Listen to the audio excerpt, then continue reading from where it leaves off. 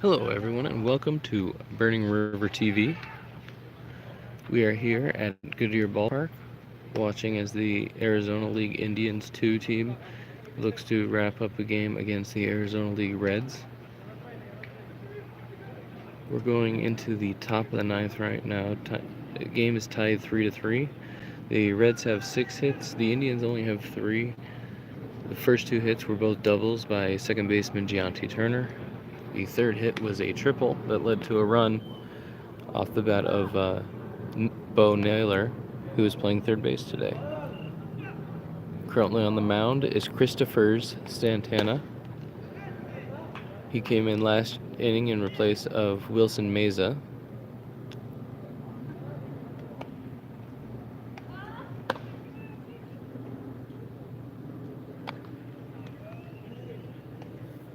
The Reds' last pitcher pitched 2 innings, looked really good. It's a guy by the name of Luis Sparles. Looks like Sparkles without the K. He's a side armor. Had a really interesting delivery. I've never seen someone throw quite as flat as he gets his arm as he's throwing right-handed. And he, of course, he pitched 2 scoreless innings to get us to this point.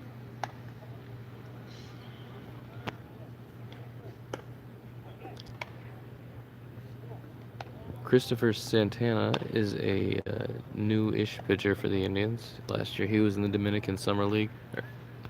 Now he's in the AZL. He hasn't had a great season. And he didn't look great in his first inning, but he's back now. Actually, no, this is his, I believe this is his third inning. Meza pitched 2 innings. He gave up 1 run in his second, and Santana gave up 1 run in his first inning on a home run. That was the run that tied the game.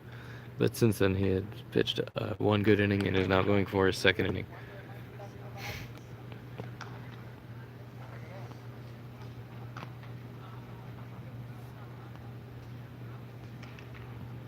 Alright, now we're getting ready to get started. Christopher Santana. It's Mikael Ramirez is the catcher.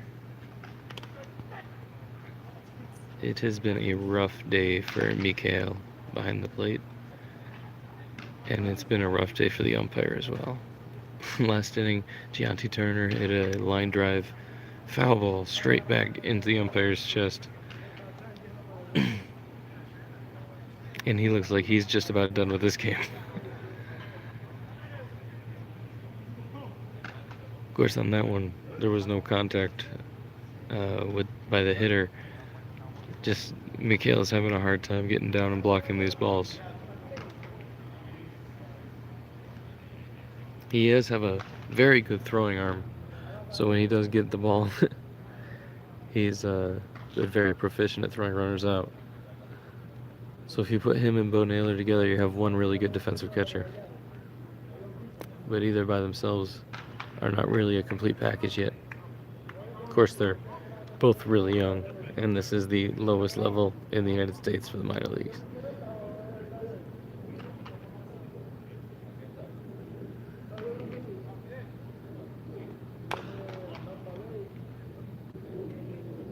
It's fouled back.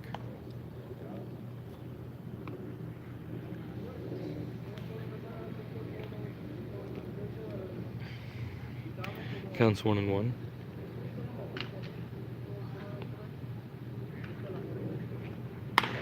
It was a good fastball. It was a bit high.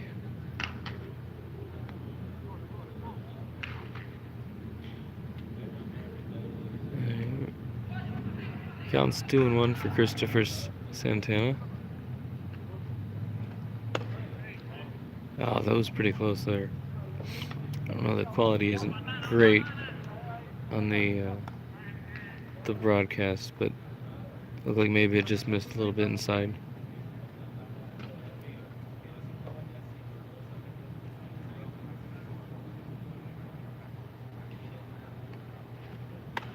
And that missed a lot of it upside.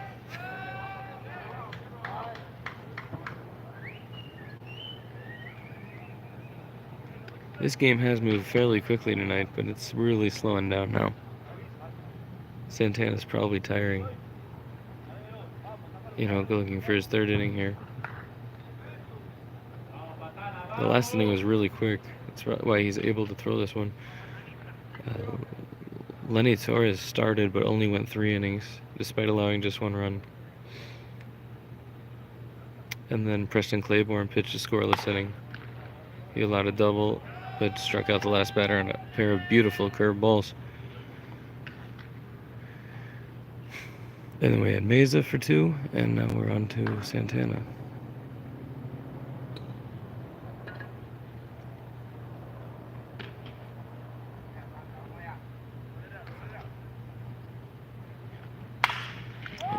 That looks like it could be 2.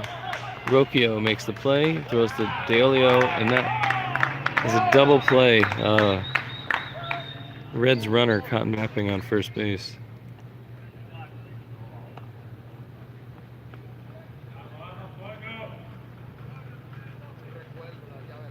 I'm not sure where he thought he was going on that. I guess Rocchio could have dropped it, let it fall intentionally, and gotten the out at second anyway. So there wasn't a whole lot he could do about it.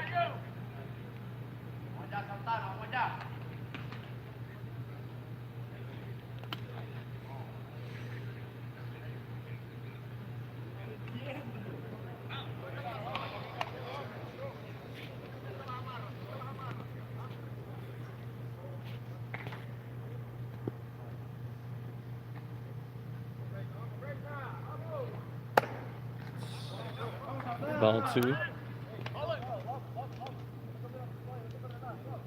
2 balls, 2 outs for Christopher Santana, the Arizona League Indians 2.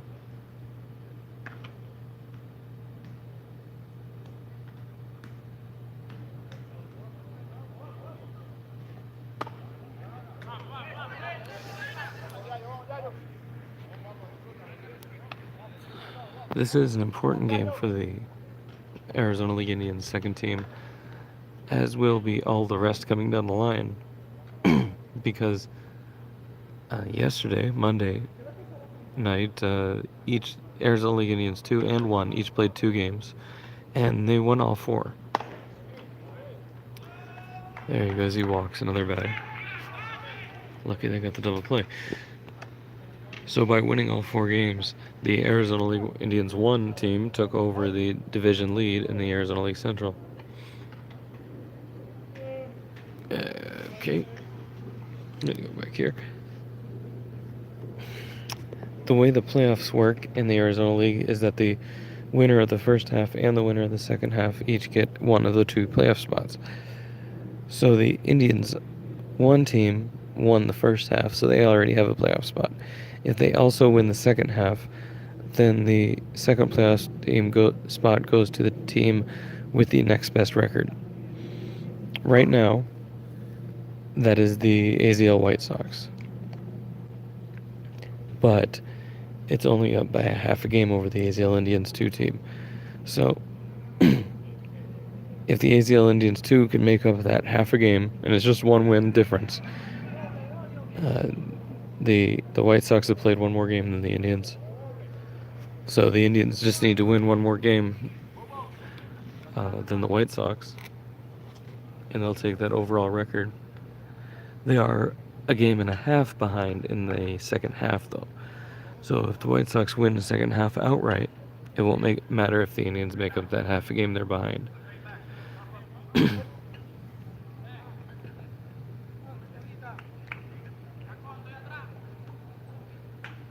So essentially the Indians too need to try to win out the rest of the season if they want a playoff spot.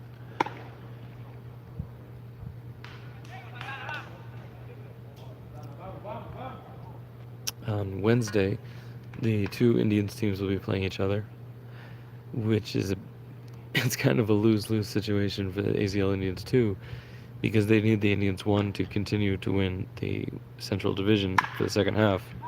There you go, fly ball to Billy Wilson in left field. He stumbles a bit, but he did get up and catches it, so the 3rd out of the inning. And we'll hold on here, and maybe they'll be able to come back with the go-ahead run in the bottom half of the inning here.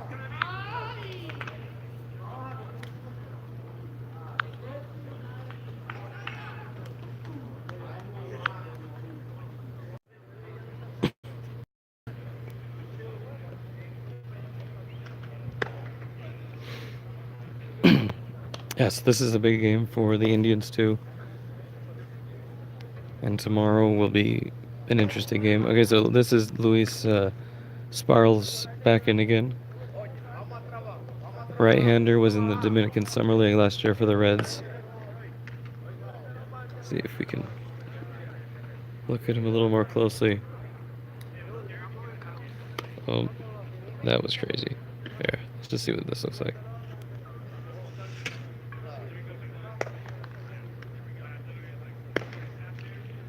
He really slings it towards the plate and gets a lot of velocity for a sidearmer.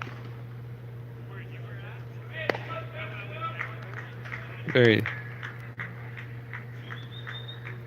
nonchalant delivery.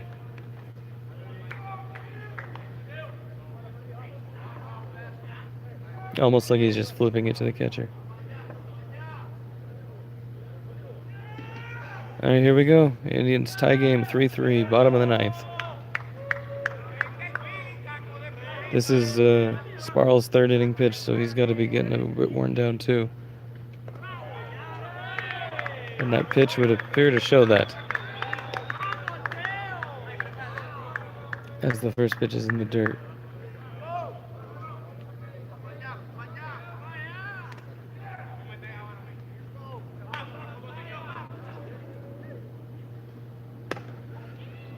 Another close one, he takes it. The hitter is Henderson De Oleo, big right-handed first baseman for the AZL Indians too. He has a ton of power to the opposite field, although last time up, he flew out to deep left.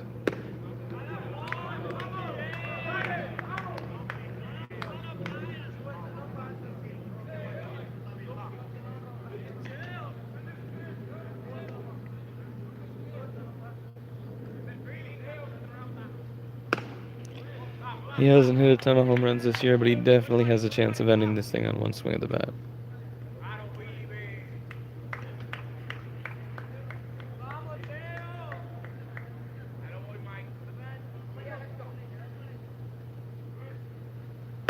And he goes down swinging. He also always has a chance of doing that. Next hitter here is Mikael Ramirez, catcher. As I said earlier, he's had a bit of a rough game tonight, and I'm sure there's nothing he wants more than to go home.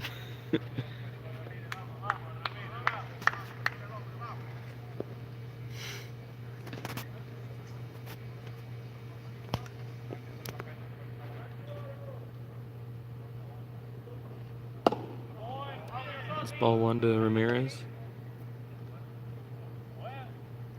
He's been really picking it up lately offensively after starting the season kind of rough. He's definitely not up there on the Indians prospect list, but he's an interesting little catcher. There's no play. Ooh, off the roof.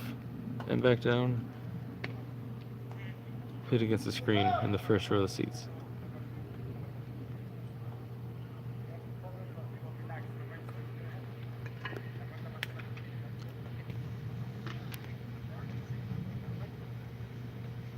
On deck is Reynaldo Gatto.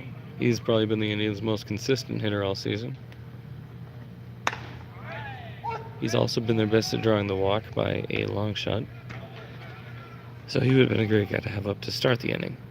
And maybe have a guy like Daly to drive him in. But that's just not how it worked out tonight.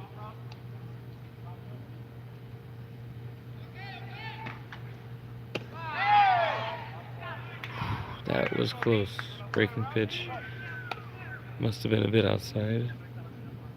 Room counts now 2-2 on Ramirez.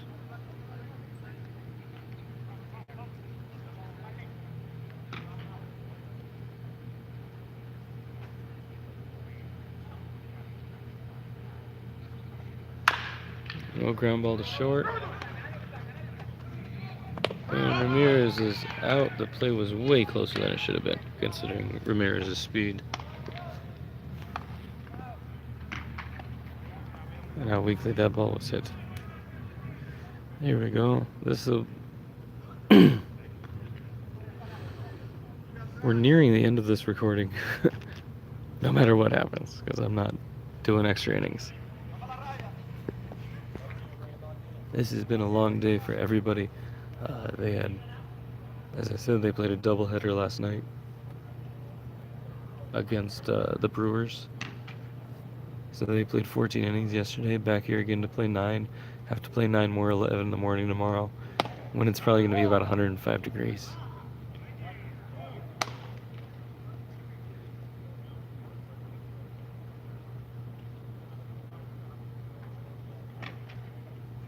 Yeah, and they will continue playing every day through next Monday when the season ends.